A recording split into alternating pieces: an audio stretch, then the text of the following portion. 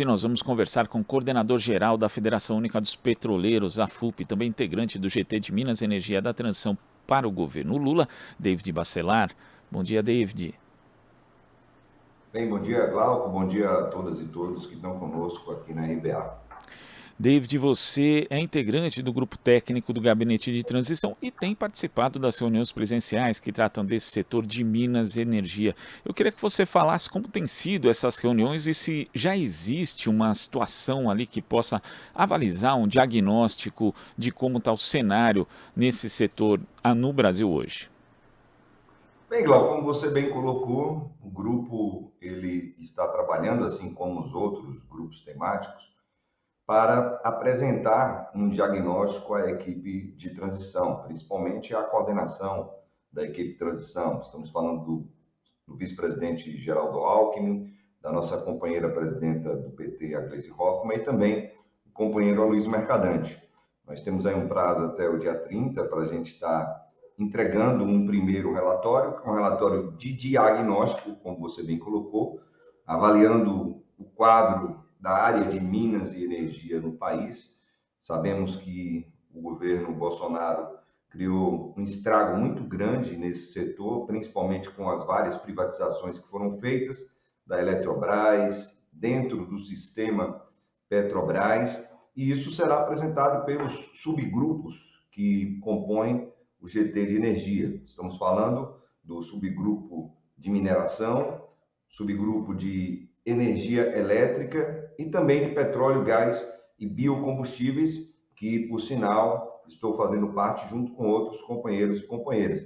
Então, bem referenciado por você, nós estamos nos referindo apenas a um diagnóstico que precisa ser apresentado ao novo governo para que ele possa colocar em prática aquele plano de governo que fora aprovado e apresentado na campanha pelos vários partidos que compõem essa frente ampla que felizmente venceu o fascismo.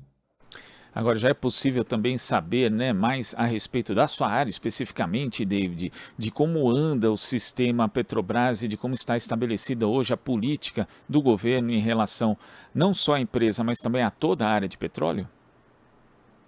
Glauco, o estrago ele foi gigantesco. Nós até já conversamos aqui em oportunidades outras sobre a grande devastação que o governo Bolsonaro ia fazendo no setor de petróleo e gás no Brasil, em especial na Petrobras. Infelizmente, tivemos o golpe de Estado de 2016, depois o aprofundamento do golpe com a eleição desse governo de ultradireita, neoliberal e fascista, e infelizmente na Petrobras nós tivemos um grande desmonte. Nós sempre falamos que o processo de privatização e esquartejamento da Petrobras foi bem diferente de outras estatais. Tentaram privatizar os Correios a partir de aprovação do Congresso Nacional, felizmente não conseguiram. Tentaram e infelizmente conseguiram aprovar a privatização do sistema Eletrobras, mas no caso da Petrobras foi diferente. Nós tivemos um fatiamento, um esquartejamento da empresa e de privatização de ativos estratégicos para o país. Estamos, então, nos referindo principalmente à área de comercialização e distribuição, a Petrobras distribuidora, a Liquigás, que tinham esse contato direto com a população, foram privatizadas. Interessante lembrar, Glauco, que as pessoas que vão abastecer seu carro, sua moto, seu veículo, num posto de combustível, naquele posto que tem a marca da Petrobras, ele não é mais da Petrobras. A Petrobras não tem 1% dessas ações da ABR Distribuidora, que hoje é chamada de Vibra, mas que, infelizmente, pagaram para estarem utilizando a marca Petrobras. A Liquigás é a mesma coisa. A empresa que detinha quase 30% do mercado de vendas de botijões de gás aqui no país foi privatizada e precisamos, obviamente, voltar para esses setores. Além disso, o governo Temer, principalmente Bolsonaro, fizeram um processo de privatização muito forte nas outras áreas que a Petrobras vinha atuando. Lembrando que, na época do Lula e do primeiro mandato da Dilma, a Petrobras ela tornou-se a maior empresa de energia da América do Sul, a quarta maior empresa de energia do mundo, porque estava avançando para outras áreas. E no governo Bolsonaro, tivemos esse processo também de venda, de privatização de ativos da área química e petroquímica, que a Petrobras já estava avançando. Lembramos da petroquímica de Suape, lembramos aqui das fábricas de fertilizantes que foram arrendadas, outras fechadas, outras não concluídas, e também o governo Bolsonaro avança para a privatização de ativos importantíssimos para a Petrobras, no que se refere à necessidade de transição energética. Tivemos aí parques de energia solar vendidos, tentaram privatizar a Petrobras Biocombustíveis, uma empresa importante, que foi presidida pelo companheiro Miguel Rosseto, agora recentemente eleito deputado estadual lá no Rio Grande do Sul, e avançaram também, Glauco, para as privatizações de campos de petróleo em terra e mar. Em terra não temos quase mais nada, em mar, boa parte dos campos de água rasa e também de água profunda foram vendidos e continuaram essas privatizações com o segmento do refino. Tentaram vender 8 refinarias da Petrobras, felizmente não conseguiram avançar em todas, porém, entretanto, todavia, tiveram aí a infelicidade para o povo brasileiro de concluírem as vendas das refinarias da Bahia, a refinaria do Alves, onde sou lotado, e também da SIX, uma refinaria importante que trabalha com uma rocha, que é o xisto, ali em São Mateus do Sul. Então, Glauco, o trabalho será hercúleo desse novo governo, do governo Lula. O novo presidente, que é o nosso presidente Luiz Inácio Lula da Silva, o novo ministro de Minas e Energia, o novo presidente da Petrobras terão aí um grande trabalho para reconstruir essa grande empresa que é a Petrobras, que hoje, infelizmente, tem servido apenas aos acionistas minoritários e estrangeiros que têm ações da empresa e que estão ganhando, como nós já conversamos aqui em outras oportunidades, muito dinheiro nas costas do povo brasileiro e por conta das privatizações que estão sendo feitas. E, David, como você ressaltou, a Petrobras avançou bastante nesse sentido das privatizações, né, do desmonte do sistema Petrobras, mas continua avançando, porque esse governo que está aí fica até dia 31 de dezembro. Foi pedida a suspensão de medidas que eles consideram estratégicas, estruturantes, e qual foi o retorno do governo em relação a isso? Essa suspensão vai acontecer ou eles vão continuar seguindo o seu curso normal, digamos assim, David? Bem, Glauco, houve uma reunião feita pelo coordenador do Grupo de Minas e Energia, estamos falando aqui do grande companheiro Tomás Kim, e também com os coordenadores dos subgrupos, que aqui eu acabei de citar. Dentre eles, o senador João Paul Prats, que também estava lá presente, junto com o Nelson Rubner e com o companheiro Gilles.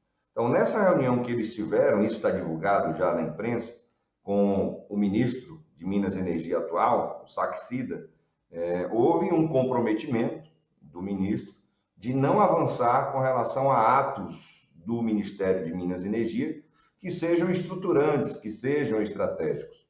A frase dele foi exatamente dessa forma e, obviamente, que nós divulgamos o resultado dessa reunião.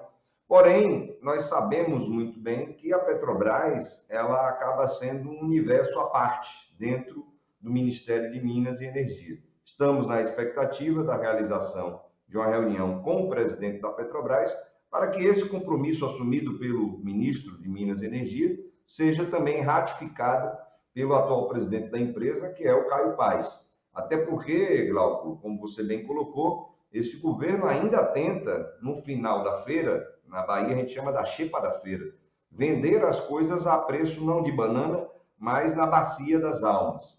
Nós temos aí os anúncios ainda para esse mês ou final do ano, no mês de dezembro, de vendas de refinarias, como a Lubinó, como a Reman, de campos de petróleo, como um grande campo de Albacora, ali na Bacia de Campos, e outros ativos estratégicos da Petrobras. Óbvio que a nossa expectativa é de que isso seja paralisado, porque tivemos um resultado das urnas no dia 30 de outubro, a vitória de um governo popular, democrático, desenvolvimentista, e esse governo precisa tomar as decisões concernentes à Petrobras, a essa área de Minas e Energia, para que o país ele possa voltar a crescer. Então, a expectativa é muito grande para essa reunião que ocorrerá e esperamos que isso também seja ratificado pelo presidente da Petrobras tendo em vista que o ministro de Minas e Energia foi muito explícito com relação à necessidade de se respeitar o resultado das urnas e de se respeitar o novo governo que virá aí a partir de janeiro de 2023 com o nosso presidente Luiz Inácio Lula da Silva. David, você falou da questão dos parques eólicos e isso foi, né? Você até já comentou aqui no Jornal Brasil Atual em outras ocasiões que a questão da transição energética foi praticamente abandonada pelo governo de Jair Bolsonaro, já tinha sido também no governo de Michel Temer. Esse vai ser um ponto de inflexão em relação àquilo que tem sido feito, quer dizer, vamos voltar a discutir o investimento em energia renováveis, a transformação mesmo da Petrobras numa empresa que trabalhe com o conceito de transição energética, mas também respeitando ali os trabalhadores. É esse o ponto que deve começar a passar a valer no próximo mandato? O Glauco, nós estivemos na COP27 com o nosso companheiro Gerson Castellano, companheiro que é diretor da FUP, na Secretaria de Relações Internacionais. E nas mesas que nós participamos, dentre elas uma, que tivemos espaço para fala, o Castellano ele foi muito categórico sobre a visão da FUP a respeito da Petrobras. A empresa ela precisa voltar a ser aquela empresa que estava sendo desenhada, planejada no governo do presidente Luiz Inácio Lula da Silva, sob a gestão do grande companheiro Zé Sérgio Gabrielli. A empresa precisa, sim, voltar a ser uma empresa integrada e de energia. E, nesse caso, também com investimentos fortes em energias renováveis. Nós sabemos muito bem que o combustível fóssil tem um grande debate e uma série de questões sendo colocadas para que se freie a utilização dos combustíveis fósseis, principalmente para motores a combustão. Isso já está com maior força, obviamente, na Europa, mas em algum momento vai se espalhar por todo o planeta, até por conta da necessidade que temos de preservação do meio ambiente no sentido pleno da sua palavra. Sabemos que o petróleo tem uma função ainda muito grande e relevante, principalmente para a indústria química e petroquímica, onde mais de 4.000 produtos são de origem do petróleo, e entendemos que a empresa, fazendo esses investimentos em outras áreas, principalmente em energias renováveis, ela vai acabar se preocupando com o seu próprio futuro. Então, por isso é inadmissível que nós tenhamos, nesse ano 2021, por exemplo, Glauco, menos de 1% dos investimentos da Petrobras, e foram pífios, ao nosso ver, apenas 8,8 bilhões de dólares, incomparáveis com os quase 40 bilhões de dólares anuais que a Petrobras investia no governo PT. Mas menos de 1% de 8,8 bilhões de dólares sendo investidos em energias renováveis é uma sinalização de que a empresa ela não está preocupada na gestão bolsonarista que tem hoje com a transição energética.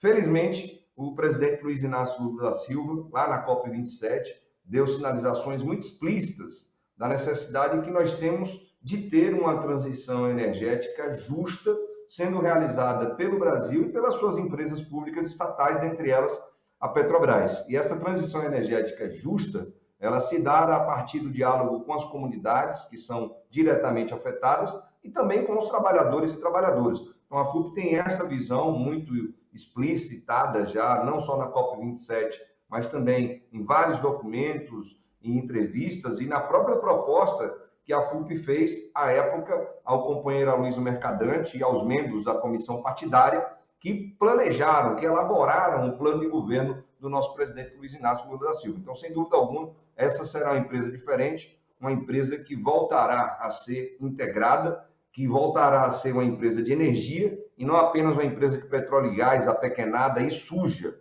que infelizmente vai na contramão do que as empresas de petróleo no mundo estão fazendo. David, muito obrigado pela sua participação aqui no nosso Jornal Brasil Atual de hoje. Bom trabalho no grupo de transição e até a próxima. Então, obrigado aí, Glauco, pela oportunidade. Em nome da FUP, quero aqui parabenizar o bom trabalho que vocês fazem de trazer informações de qualidade para a população brasileira, principalmente depois de todos esses anos e tantas fake news que invadiram, né, o imaginário da nossa população. Muito obrigado, um bom final de semana a cada um e cada uma. E como sempre dissemos, defender a Petrobras é defender o Brasil e precisaremos continuar defendendo essa empresa, inclusive no nosso governo, para que o plano do governo do presidente Lula seja colocado em prática. Forte abraço, Cláudio. Abraço, bom fim de semana. Conversamos aqui com o coordenador-geral da Federação Única dos Petroleiros, a FUP, integrante também do GT de Minas e Energia da transição do governo Lula, David Bacelar. Estamos apresentando Jornal Brasil Atual. As notícias que os outros não dão.